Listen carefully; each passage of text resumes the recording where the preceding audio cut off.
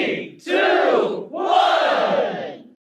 In the classroom, before keeping your things around you, you should clean your surroundings. Because if the surroundings are clean vibes are created in our mind and we can go for the good things. अगर आप गंदी चीजें अपने आसपास रखोगे, so there can be no positive vibes coming around you. So you should clean the surroundings. See the color paper wrappers, the toffee wrappers, and it is very true that girls are 100 times better neat and clean than boys. It's true, sir. So they should. Hygiene consciousness आप में ज़्यादा होता है. As a male, we do not accept it. Sorry. As a male, we do not accept it. No, not actually that. Male are also like prominent for cleanliness, but girls are more than ये boys. Mail activity जो हमारा senior है ना यहाँ पे, उसका duty लगा है अमरनाथ में आता है. Okay. I'm better because my boy is festival. Tenses are included in your syllabus? Tenses है. Tenses हो गए? अभी नहीं. Tenses नहीं हुए. But you have studied in class 8, 7, 6, 5th because we start tense from class 5th. ठीक है? Tense refers to the time described for the action done by a subject. Now come for the subject first. Who is subject? Subject कौन है? The doer of the work. जो उस काम को करने वाला है. For example, अब यहाँ पर इतनी अच्छी गर्ल्स बैठी है ना, प्यारी बच्चियाँ बैठी है ना, तो आप क्या कर रहे हो? बैठे हो. बैठना इज अ वर्क, काम है. दैट मीन्स वो वर्क तो हम क्लास फर्स्ट से पढ़ने लगते हैं. Do, did, done, go, went, gone, put, start, started, jump. All these are work. So the work, the काम, जो हम कोई भी काम करते हैं, including the breathing, including sleeping, including listening, hearing, seeing, breathing, talking, all these things are verb. All the work is verb. सारा काम verb है, सारी verb काम है. समझ आ गया? और जब हम इस काम को करते हैं, so we need some time. And that time is described as tense. And time is divided into 3 parts. One is present, second is past, and third is future. For example, let's first say now we are in our present. But before, for example, it's I think 10. It's 10 a.m. 10 a.m.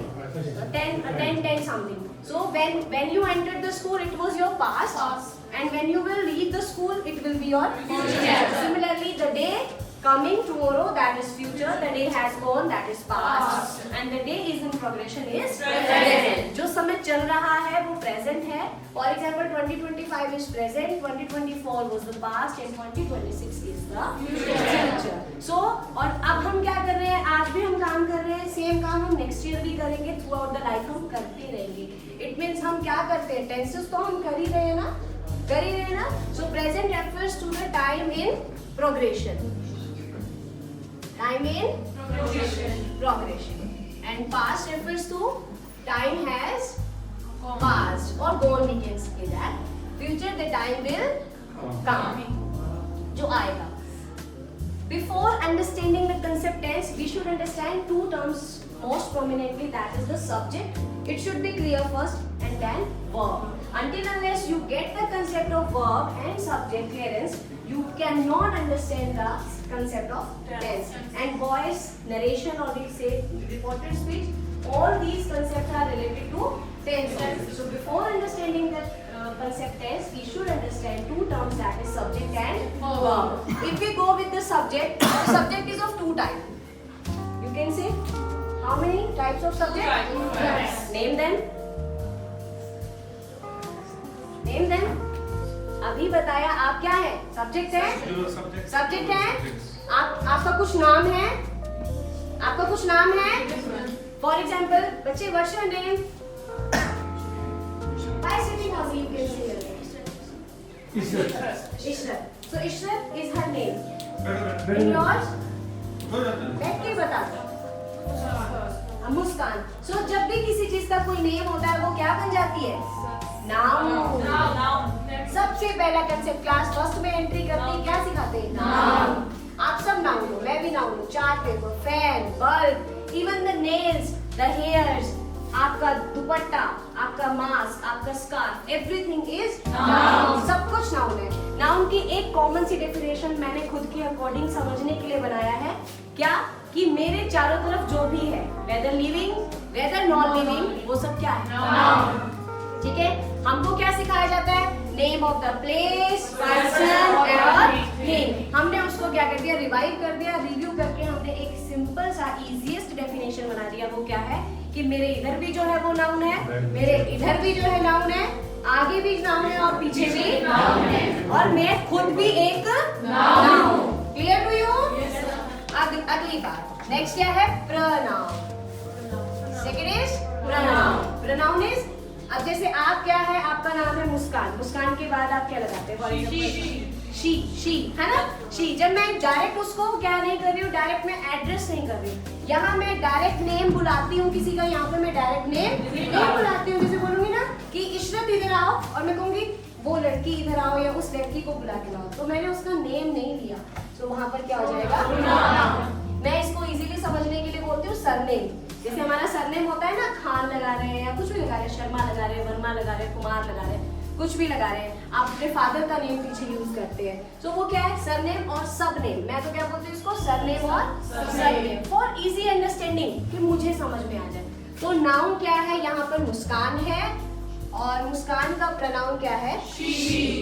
तो noun और pronoun की अब एक और term हमारे सामने है, that is gender भी हमें क्लियर होना चाहिए, फेमिनाइन एंड मैस्कुलाइन। फिर उसका नंबर भी क्लियर होना चाहिए, सिंगुलर और प्लूरल। अब बच्चे क्या होते हैं? Mostly get confused when they use pronoun as a subject. For example, अगर मैं दे ले रही हूँ, तो दे बच्चों बताइए क्या है? ये कौन सा प्रोनाउन है? ये कौन सा प्रोनाउन है? सिंगुलर है कि प्लूरल? मतलब ये एक्चुअली ये थोड़ा बहुत ये डिस्टर्ब किया ना, एक्चुअली ये थोड़ा शाइनी है, हां हेजिटेशन टाइप है, वो दूर करना चाहता हूं।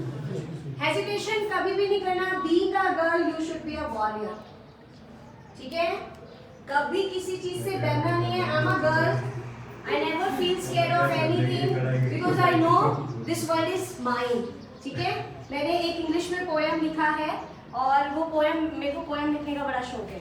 मैं पोएम लिखती हूँ, और जो भी मेरे को मन करता है राइटिंग लिखना या कुछ भी लिखना, आई राइट माई सेल्फ, और मेरा खुद का होता है। तो मैंने इंग्लिश में पोएम लिखा है, fly fly fly, let me fly in the open sky, because there is no shy, there is no कोई शर्म नहीं है ना, क्योंकि ये everything is equal for male, for female.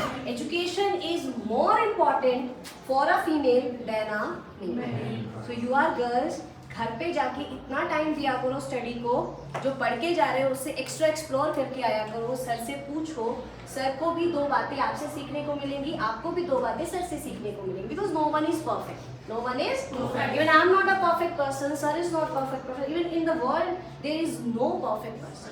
If we could become a perfect person then we will become a god. Is it true sir? Isn't it?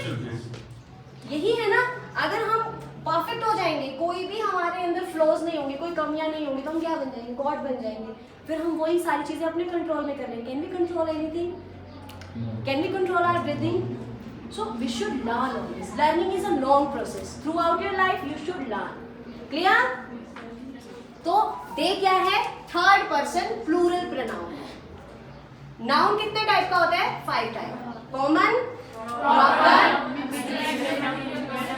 collective, abstract and material noun. There are 5 types of noun. Similarly, there are 7 types of pronoun. Pronoun के 7 types है, जिसमें से सबसे पहले कौन सा है? Person pronoun. Person pronoun जिसमें हम किसी परफेक्ट पर्सन की बात कर रहे हैं. First person, second person and third person. तो फर्स्ट पर्सन में हमारे पास आता है आई, सेकंड में आता है यू, और ये आते हैं थर्ड, ये भी फर्स्ट पर्सन में आता है वी. क्लियर?